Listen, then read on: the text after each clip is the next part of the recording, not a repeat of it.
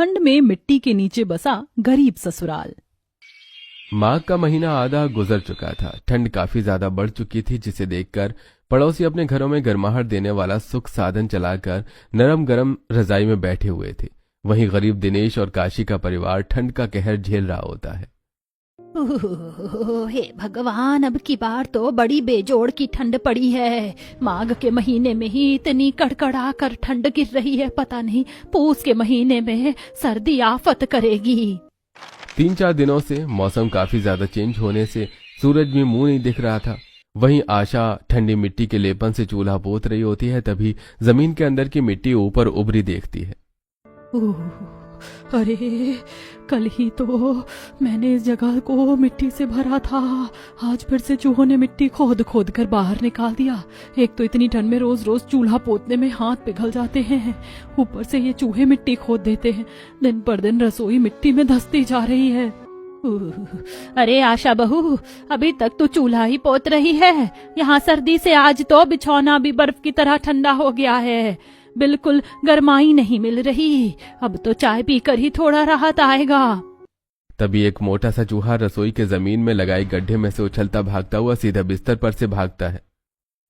दादी दादी, आपने देखा बिस्तर पर से कितना बड़ा सा मोटा सा चूहा गया। अरे बेटा, वो चूहा नहीं था बल्कि घुस था, घुस। और ये घुस जिस भी जमीन में गड्ढा लगाते हैं उस जमीन की नींव को कमजोर कर देते हैं। अरे ऊपर से हमारा तो ये मकान भी कितना पुराना और कच्चा हो चुका है। काशी की जमीन भी काफी अंदर धंसती जा रही है। इस मकान को मरम्मत की सख्त जरूरत है। दिनेश को मकान बनाने की बात करते सुनकर अब काशी कुड़कुड़ करने लगती है। हाजी, अभी एक तो वैसे ही घर में इतनी कंगाली छा रखी है कि पेट भरने को भी आफत हो रखी है, और तुम्हें मकान बनवाने की पड़ी है। अरे काशी, जब देखो तुम दाना पानी लेकर मुझ पर ही क्यों चढ़ जाती हो? और क्या गलत बोला मैंने? इस मकान को मरम्मत की जरूरत है। पहले ही भादों में छत टूट कर गिर चुकी है, और जिस हिसाब से ठंड में रोज रोज ओस गिर रही है, छत की घास भी सर्द गई होगी। दोनों के बीच में घर की कच्ची खराब हालत टूटी छत को लेकर काफी कहासुनी होती है। इतने में पड़ोसन शारदा मिठाई का डिब्बा लेकर चली जाती हैं। अरे कहाँ हो काशी बहन, ये लो लड्डू ले लो। अरे हे शारदा बहन, इतनी ठंड में तुम मेरे घर में चौखट पर क्यों खड़ी हो? अंदर तो आ जाओ, बहू चाय बना रही है, चाय पी करके जाना। तभी काशी के घर की दीवारों के अंदर जमीन में जाते गड्ढे लगे देखकर शारदा मुंह सिकोड़ लेती है। अरे नहीं नहीं बहन, मैं ऐसे किसी के घर का चाय पानी पीना पसंद नहीं करती। तुम जल्दी से लड्डू ले लो, मुझे बाकी घर में भी लड्डू बांटने जाना है। ओहो, मुझे तो बड़ी सर्दी सी लग रही है, पूरा रोम रोम सिहर गया। पता नहीं तुम्हारा परिवार इतनी ठंड में इस कच्चे झोपड़पट्टी में कैसे रहन सहन करता है। और तुम्हारे तो 2 बेटे हैं कमाने वाले, अब तो तुम मकान पक्का करवा ही सकती हो। शारदा काशी के घर की दुर्दशा देखकर भी जानबूझकर मकान पक्का करवाने को बोलबाजी मारती है, जिसे कंचन गुस्से से जवाब देती है। आंटी जी, अब क्या करें? हमारे पास आपके घर जितनी मोटी कमाई नहीं है ना। जब हमारे पास पैसा होगा तो हम भी अपने घर में काम लगवा लेंगे। काशी बहन, बुरा मत मानना, लेकिन तुम्हारी लड़की ना 1 नंबर की मुंहजोड़ है। जवाब तो इसके मुंह पर होता है। अरे मैं तो यहाँ अपने घर की खुशी में लड्डू बांटने आई थी। मेरे बेटे नितेश का रिश्ता लग गया, इसीलिए मैं तो तुम्हें यही सलाह दूंगी कि 2-4 लाख रुपए खर्च करके पहले मकान बनवा लो, फिर मैं तुम्हारे बेटे के लिए बढ़िया मोटी पार्टी देकर रिश्ता करवा दूंगी। अच्छा, मैं चलती हूँ। इतना बोलकर शारदा लड्डू देकर चली जाती है, लेकिन उसकी कही बात काशी के दिमाग में बैठ जाती है। भले ही शारदा के बोलने का तरीका थोड़ा कड़वा था, लेकिन बात उसने ठीक बोली है। आज की डेट में गरीब से गरीब लड़की वाला भी घर द्वार देखकर ही रिश्ता करता है। मैं तो कहती हूँ 2-4 लाख खर्च करके पहले मकान बनवा लेते हैं, उसके बाद हम प्रदीप की शादी धूमधाम से करेंगे। माँ, तुम भी किनकी कही बातों में आ रही हो? इन शारदा आंटी की तो आदत है, जहाँ कहीं मौका मिलता नहीं कि बस डींगे हाँकना शुरू कर देती हैं। और माँ जी, अब समय भी बदल चुका है। देवर जी का ऐसे कहीं रिश्ता करने से पहले हमें एक बार उनसे उनकी मर्जी भी पूछ लेनी चाहिए। क्या पता उनके जीवन में पहले से ही कोई लड़की हो। अरे इतनी देर हो गई, इंतजार करते करते पता नहीं अंजलि कहाँ रह गई, अभी तक नहीं आई। क्यों नहीं आई? ठंड में रोड पर खड़ा प्रदीप अपनी गर्लफ्रेंड अंजलि का वेट कर रहा होता है। सर्दी की वजह से पूरे सड़क पर सन्नाटा छाया हुआ था। तभी कोहरे में एक महंगी सी गाड़ी आते हुए दिखती है। गाड़ी का शीशा नीचे करते हुए अंजलि कहती है, प्रदीप, जल्दी से गाड़ी में आकर बैठ जाओ। अरे तो आ ही गई मेरी लेट लतीफ मोहतरमा जी। इस बंदे पर थोड़ा तरस तो खा लिया करो। इतनी कड़कड़ाती ठंड में पिछले 2 घंटे से तुम्हारा वेट कर रहा हूँ। थोड़ा और अच्छे तरीके से लेट लग जाती तब तक आती जब मेरी कुल्फी जम जाती सड़क पर खड़े होकर। अच्छा सॉरी ना बाबा, माफ कर दो मुझे प्लीज। और अपनी पसंदीदा लड़की के लिए थोड़ा वेट तो कर ही सकते हो। एक्चुअली मैं ऑन टाइम घर से निकल रही थी, लेकिन डैडी ने मुझे ब्रेकफास्ट के लिए रोक लिया था। चलो कोई बात नहीं। वैसे हम कहाँ जा रहे हैं? बस थोड़ा सा पेशेंस रखो, अभी पता चल जाएगा। इतना कहते हुए अंजलि प्रदीप को स्टारबक्स कॉफी शॉप में लेकर जाती है। दरवाजे के बाहर 2 दरबार अंदर जाने वाले लोगों की खातिर में खड़े थे। तुम अंदर चलो, मैं कार पार्क करके आती हूँ। अच्छा ठीक है, जल्दी करना। प्रदीप गाड़ी से नीचे उतरकर असहजता से अंदर की तरफ जाने लगता है। दरवाजे के आगे खड़े दरबार उसका गरीब हुलिया देखकर उसे रोक देते हैं। अबे ओ भाई, अंदर कहाँ घुसा चला जा रहा है? तुझे पता है कहाँ खड़ा है? स्टारबक्स कॉफी शॉप है ये। यहाँ केवल बड़े बड़े लोग कॉफी पीने आते हैं। तुम जैसे 2 कौड़ी के गरीबों की तो यहाँ पर कूड़ा चुनने की भी औकात नहीं है। उस दरबान के जलील करने पर प्रदीप को शर्मिंदगी महसूस होती है। उन दोनों को खराब लहजे में प्रदीप से बात करते देखकर अंजलि को काफी ज्यादा गुस्सा आ जाता है। हाउ डेयर यू, तुम्हारी हिम्मत कैसे हुई इनसे ऐसे बात करने की? क्या तुमने बाहर टैग लगा रखा है कि इस स्टारबक्स कॉफी शॉप में केवल अमीर ही जा सकते हैं, गरीब नहीं जा सकता? जब तुम्हें इस तरह की पार्शियलिटी जैसी चीज करनी है तो फिर ये कॉफी शॉप बंद कर दो। माफ कर दीजिए मैडम, हमें नहीं पता था कि ये साहब आपके साथ आए हैं। अरे कोई बात नहीं अंजलि, जाने दो, हो जाता है कभी कभी। चलो अंदर चलते हैं। कॉफी शॉप के अंदर आकर अंजलि जल्दी से कॉफी ऑर्डर करती है। वहीं चारों तरफ चमचमाती टेबल पर अमीर अमीर कॉफी पीते दिख रहे थे और अंदर काफी ज्यादा गर्माहट थी। कुछ ही देर में कॉफी आ जाती और दोनों कॉफी पीते हैं। प्रदीप क्या हुआ, तुम इधर उधर क्या देख रहे हो? कॉफी ठंडी हो रही है, टेस्ट तो करो। यहाँ की कॉफी बहुत ज्यादा टेस्टी है। वाकई काफी अच्छी कॉफी है। पैसे खर्च करने पर क्या चीज अच्छी नहीं मिलती। और एक हम जैसे गरीबों की जिंदगी देख लो, सारी जिंदगी 2 वक्त की रोटी कपड़ा और मकान जोड़ने में ही गुजर जाती है। मुझ जैसे गरीब की तो औकात भी इतनी नहीं है कि मैं कभी इस जगह को अंदर से देख पाता। ये तो तुम्हारी बदौलत में यहाँ बैठकर कॉफी पी रहा हूँ। अंजलि, तुम्हारे पापा ने अपनी जिंदगी में सब कुछ हासिल कर रखा है, इतना बड़ा बंगला बनवा रखा है, और तुम अपने पिता की इकलौती बेटी हो। जितने का तुम्हारा एक कमरा है उसे आधी जग में मेरा छोटा सा घर बना है, और मेरा पूरा का पूरा परिवार उसी में रहता है। तुम मेरे परिवार में कैसे रह पाओगी, कैसे एडजस्ट करोगी? ऐसा कहते हुए प्रदीप अपनी गरीबी के चलते अंजलि के आगे काफी ज्यादा अनकंफर्टेबल हो जाता है। प्रदीप, मैंने तुमसे तुम्हारी गरीबी देखकर नहीं बल्कि तुम्हारा दिल देखकर प्यार किया है। और रही बात गरीबी की, तो मेरी बस इतनी इच्छा है कि शादी होकर जब मैं तुम्हारे घर में आऊं तो मेरे ससुराल में हर एक लोग हमें एक्सेप्ट कर ले। क्योंकि घर मकान तो फिर भी बन जाता है, लेकिन सबसे ज्यादा मुश्किल है एक परिवार के दिल में जगह बना पाना। अंजलि की फैमिली क्यों लेकर चलने की सोच देखकर प्रदीप की चिंता खत्म हो जाती है। अंजलि, तुम जल्दी से अपने डैडी से हमारे रिश्ते को लेकर बात कर लो और मुझे भी बता देना कब मैं अपने परिवार को लेकर आ जाऊं। मैं आज ही डैडी से बात करती हूँ। दोनों कॉफी पीकर रेस्टोरेंट से जाने लगते हैं कि तभी 2 टेबल छोड़कर मीटिंग के लिए बैठा अंजलि का अमीर पिता हरीश उन दोनों को एक साथ में देखकर गुस्से से भरकर घर आता है। अजीब बात क्या है, मैं देख रही हूँ आप जब से घर आए हैं कुछ भी बोल नहीं रहे हैं। और आज तो आपकी बिजनेस मीटिंग थी, मीटिंग अच्छी नहीं गई क्या? मीटिंग छोड़कर आया हूँ। मैंने अंजलि को एक 2 कौड़ी के गरीब लड़के के साथ कॉफी शॉप में देखा है। अरे माँ होते हुए इस चीज की खबर तुम्हें होनी चाहिए कि तुम्हारी लड़की किससे बात कर रही है, मिलजुल रही है। तुम्हें तो इसकी भनक भी नहीं है। मैंने सारा जीवन लगाकर ये दौलत शोहरत इज्जत कमाई है, ये बिजनेस खड़ा किया है। दिन को दिन नहीं समझा, रात को रात नहीं समझा। कभी भी मैंने अंजलि को बेटे से कम नहीं समझा, लेकिन मैंने कभी ख्वाब में भी नहीं सोचा था कि वो एक 2 कौड़ी के लड़के से दिल लगा लेगी। हरीश गुस्से में ऐसा बोल रहा होता है कि तभी अंजलि घर में आते हुए उसकी बातें सुन लेती है। कौन था वो 2 कौड़ी का गरीब लड़का? पापा, मैं आपको अपने और प्रदीप के बारे में बताने वाली थी। पापा, प्रदीप बहुत अच्छा लड़का है, मैं उससे बहुत प्यार करती हूँ। अंजलि, तुम्हें क्या लगता है कि वो 2 टके का लड़का तुम्हें खुश रख पाएगा? केवल प्यार से पेट नहीं भरता। जिस जगह में उसका परिवार रहता है वो कितनी गंदगी है। मुझे वो 2 कौड़ी का गरीब लड़का बिल्कुल भी पसंद नहीं है, और अगर तुझे करनी है तो मैं तेरी शादी उसे करवाने को तैयार हूँ, पर मेरी भी एक शर्त है। कैसी शर्त? शादी के बाद उसे घर जमाई बनकर रहना होगा और अपने गरीब परिवार से भी सारे रिश्ते नाते तोड़ना होगा। कह दो इसे गायत्री। अजी, आप कैसी बातें कर रहे हो? आज तक कोई दामाद ससुराल में घर जमाई बनकर रहा है, ये सही नहीं होगा। अंजलि अपने माता पिता को छोड़कर अपने प्यार को चुनती है। जहां मंदिर में शादी करके प्रदीप उसे अपने घर ले जाता है, जहां टूटी छत के अंदर आशा चूल्हा लगाकर रोटी बना रही, बगल में बैठी काशी सब्जी काट रही थी। छत के छोटे छोटे छेद में से ओस बर्फ के टुकड़े बनकर अंदर आ रही थी। अंजलि ठंड में ठिठुरते हुए गरीब ससुराल के चौखट पर खड़ी होकर अंदर को देखने लगती है। एक तरफ जमीन पर बिस्तर बिछा था, दूसरी तरफ चूल्हा लगा था। सब्जी के छिलके बर्तन सब बिखरे हुए थे और ओस से भीगी छत भी चू रही थी। अपने ससुराल में इतनी गरीबी भरी स्थिति देखकर अंजलि को धक्का सा लगता है। मैंने कभी ख्वाब में भी नहीं सोचा था प्रदीप का परिवार इतना गरीब होगा। मम्मी दादी देखो, चाचा किसी को लेकर आए हैं। दोनों की नजर सीधे दरवाजे पर खड़ी अंजलि पर जाती है। प्रदीप कौन है ये लड़की? देखने से तो अच्छे घर परिवार के लग रही है।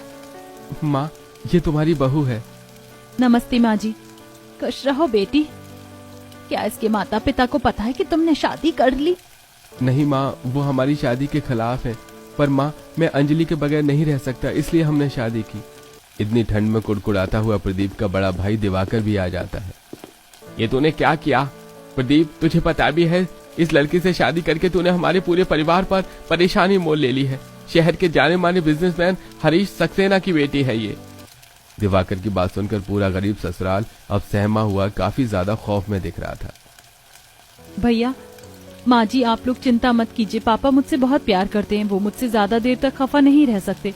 वो हमारी शादी के लिए भी मान जाएंगे।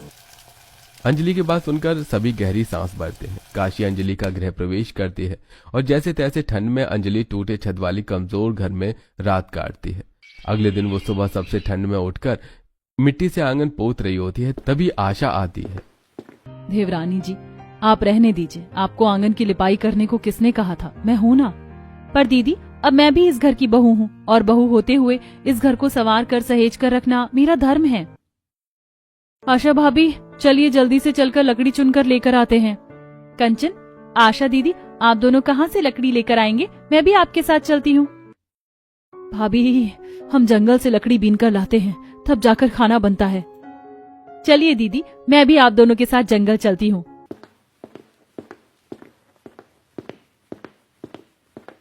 आशा भाभी देखो, इस गाय ने बछिया भी कर दिया, लेकिन इस तरीके से जमीन के अंदर मिट्टी में गड्ढा करके क्यों बैठी है? इसको ठंड लग रही होगी। कंचन, हमारे मुकाबले जीव जंतु की खाल मौसम के हिसाब से ढल जाती है। ठंड के मौसम में जानवरों को जमीन के अंदर मिट्टी में गर्माहट मिलती है, इसीलिए वो जमीन में गड्ढा करके रहते हैं। अंजलि बड़े प्यार से उस गाय के बछिया को देखती है जिसे गाय जीभ से चाटकर प्यार जता रही थी। थोड़ा और आगे चलकर आने पर अंजलि को एक बसवारी दिखती है, जहां उसे जमीन में जाते हुए मिट्टी के अंदर एक गहरा मांदा दिखाई देता है। जेठानी जी, ये जमीन के अंदर इतना बड़ा गड्ढा किसने कर रखा है? ऐसे तो इस जंगल के जीव जंतु इसके अंदर जाकर फंस जाएंगे। हमें इस गड्ढे को भर देना चाहिए।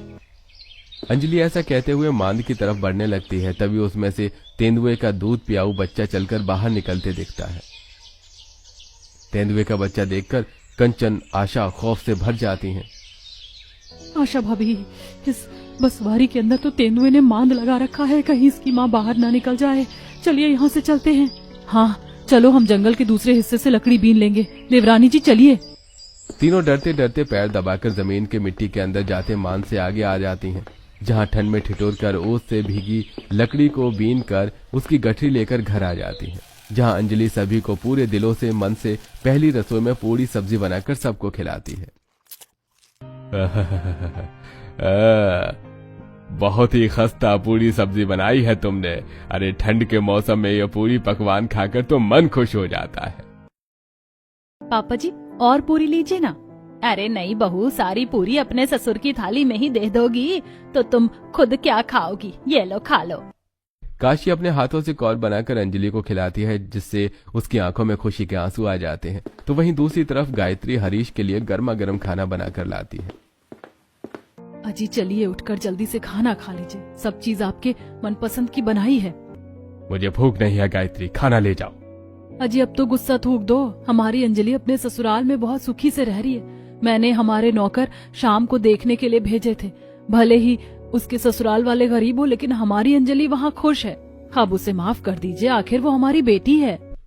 अरे वो तो मेरे लिए सदा सदा के लिए उसी दिन मर गई जिस दिन वो उस 2 टके के लड़के के लिए अपनी बाप की चौखट लांग कर चली गई। मैं उनकी ईंट से ईंट बजा के रख दूंगा। अपनी झूठी शान और इज्जत में चूर होकर हरीश अपनी अमीरी के दम पर दाव पेच लगाकर गरीब ससुराल वालों से उनकी जमीन जब्त कर लेता है। कुछ दिन बाद अरे पापा जी आप यहाँ? नमस्ते माँ, भाभी अंजलि के पिता हैं। अरे समधी जी, आप चौखट पर बाहर क्यों खड़े हैं? भीतर तो आइए। आशा बहू जल्दी से नाश्ते पानी की व्यवस्था करो। तभी ठंड में थरथराते हुए अंजलि घास लेकर आती है। पापा, आप यहाँ पर? मुझे पता था आप ज्यादा दिन मुझसे नाराज नहीं रहेंगे, मुझे माफ कर देंगे। अंजलि मेरी बच्ची, ये ख्याल रखा है तुम लोगों ने मेरी बेटी का? आज तक उसने खुद से एक गिलास पानी भी नहीं पिया और तुम लोगों से इतनी ठंड में घास मंगवा रहे हो। मैं अपनी बेटी को हमेशा के लिए लेने आया हूँ। अरे बस कीजिए, आप अंजलि के पिता हैं इसलिए मैं आपकी इज्जत कर रहा हूँ। आप मेरे ही घर पर खड़े होकर मेरे परिवार का अनादर कर रहे हैं। अरे बरखुरदार, जिस जगह इस वक्त तुम खड़े हो वो जमीन अब मेरी है, क्योंकि मैंने इस जमीन को दुगना पैसा देकर खरीद लिया है। इस ठंड के मौसम में मैंने भी तुम लोगों को दर दर की ठोकर नहीं खिलाई तो देखना। अरे समधी जी, हमें तो लगा था कि आप बेटी के मुंह में सब कुछ भूल कर यहाँ उससे मिलने के लिए आए हैं, लेकिन अब आपकी बेटी हमारे घर की इज्जत है। पूरा गरीब ससुराल अपना थोड़ा बहुत सामान लेकर ठंड के मौसम में चौखट के बाहर निकल जाता है। अंजलि अपने पिता का हाथ छोड़कर उनके साथ चली जाती है। अंजलि रुक जाओ, उनके पास न जमीन बची है और ना ही रहने के लिए छत। इस ठंड के मौसम में इनके साथ जाकर पछताने के सिवा कुछ हासिल नहीं होगा तुम्हें। पापा, अब यही मेरा परिवार है, जहाँ ये जाएंगे वहीं मैं भी जाऊंगी। बेचारे गरीब ससुराल वाले बरसती कड़कड़ाती ठंड के मौसम में मारे मारे फिरते हुए जंगल में आकर बैठ जाते हैं, जहाँ पेड़ों पत्तों पर जमी हुई ओस की बूंदें बरसात की तरह चू रही थी। बर्फ की तरह ठंडी ठंडी हवा चल रही थी जो कि सबकी रूह को सिहार रही थी। अच्छू अच्छू, अम्मी दादी यहाँ बहुत ठंडी ठंडी लग रही है। क्या हम इस जंगल में पिकनिक मनाने आए हैं? बोलो ना हम यहाँ क्यों आए, वापस घर चलो ना। चिंटू, अब वो घर हमारा नहीं है बाबू, हमें इस जंगल में रहना पड़ेगा। पर पिंकी दीदी, इस जंगल में तो कितने सारे जंगली जानवर रहते होंगे, वो तो हम सबको कहाँ जाएंगे। चिंटू की बात सुनकर पूरा गरीब ससुराल ठिठुरते हुए पेड़ के नीचे शरण लिए बैठे हुए धुंध बढ़ते देखते हैं। वैसे इस घने जंगल में इस तरह खुले में रहना वाकई जोखिम भरा है। हम एक बसावट कर लेते हैं, ठंड में भी काफी ज्यादा है, इस तरह हम रात नहीं काट सकते। पर भैया, दिवाकर भैया, इतनी तेज हवा चल रही है, ऐसे में तंबू भी कहाँ टिकेगा। तभी एकदम से मिट्टी में से कुछ मैमल्स के बच्चे बाहर निकलते हैं, जिनके शरीर में उस ठंड को सहन करने की क्षमता होती है। अरे इस जमीन के अंदर से चूहे जैसा क्या भगा है? छछूंदर था क्या? नहीं पापा जी, वो चूहा नहीं बल्कि मेमलस थे। ये आमतौर पर जमीन के ऊपर नहीं बल्कि जमीन के नीचे मिट्टी खोद कर रहते हैं। इनका शरीर मिट्टी में रहने के लिए सक्षम होता है। सर्दी का मौसम शुरू होते ही इन मेमल्स की प्रजाति ठंड से बचाव करने के लिए जमीन में मिट्टी में बसावट कर लेते हैं। अरे वाह चाची, फिर तो ये बड़ा मजेदार है। हम लोग भी इन छोटे छोटे मैमल्स की तरह जमीन के अंदर मिट्टी में घर बनाकर रह सकते हैं। राजू की नादानी में ठंड में बेआसरा ससुराल वालों को कड़कड़ाती ठंड से बचाव करने का आसरा दिखाते हैं। बच्चे सच में भगवान का रूप होते हैं। भगवान ने हमें चिंटू के जरिए ठंड में खुद को सुरक्षित रखने का रास्ता दिखाया है। जब तक किसी ठिकाने का बंदोबस्त नहीं होता, इस मिट्टी के अंदर जमीन में ही बसावट कर लेते हैं। पर माँ, इस जंगल की मिट्टी काफी ज्यादा ठोस है, इसे खोदने के लिए हमें औजार की जरूरत लगेगी। तभी कंचन का जुगाड़ दिमाग चलता है। भैया, औजार बनाने के लिए ठोस पत्थर और लकड़ी की भी तो जरूरत लगती है। हम खुद से औजार बना सकते हैं। अब कंचन और अंजलि सतर्कता से कुछ मजबूत टिकाऊ पेड़ों की लकड़ी काट कर लाती हैं। वहीं प्रदीप दिवाकर कुछ ठोस पत्थरों को पैना करके मिट्टी खोदने के लिए औजार बनाते हैं। तो वहीं जंगल के खतरनाक जीव जंतु से अपना बचाव करने के लिए भाले भी बनाते हैं। पूरा का पूरा परिवार गरीब ससुराल ठंड में कांपता हुआ जमीन को गहराई तक खोदता है। देखते ही देखते रात गहरी हो जाती है और जंगल से सियार, हाथी, तेंदुए के दहाड़ने चंघाड़ने की आवाज आती है, जिससे सबका डर से कलेजा बैठ जाता है। ये जमीन धम धम कांप क्यों रही है? लगता है जानवर हमारी तरफ आ रहे हैं। भाभी, इन जानवरों को हम इंसानों की तुलना में सूंघने की शक्ति काफी तेज होती है। वैसे हमने जमीन में इतनी मिट्टी तो खोद ली है कि आज की रात हम इस जमीन के अंदर बस सकते हैं। अब सभी पैर जमाकर अब जमीन के अंदर होते हुए आते हैं, जहां जंगल के बाहरी हिस्से की तुलना में जमीन के निचले हिस्से में गर्माहट थी और ठंड का नामो निशान भी नहीं था। अरे वाह, इस मिट्टी के अंदर तो कितनी ज्यादा गरम गरम सा लग रहा है, जैसे कि हीटर चल रहा है। सचमुच बाहर तो ठंड कितनी लग रही है, मेरा तो कलेजा जम सा गया था। यहाँ राहत तो है।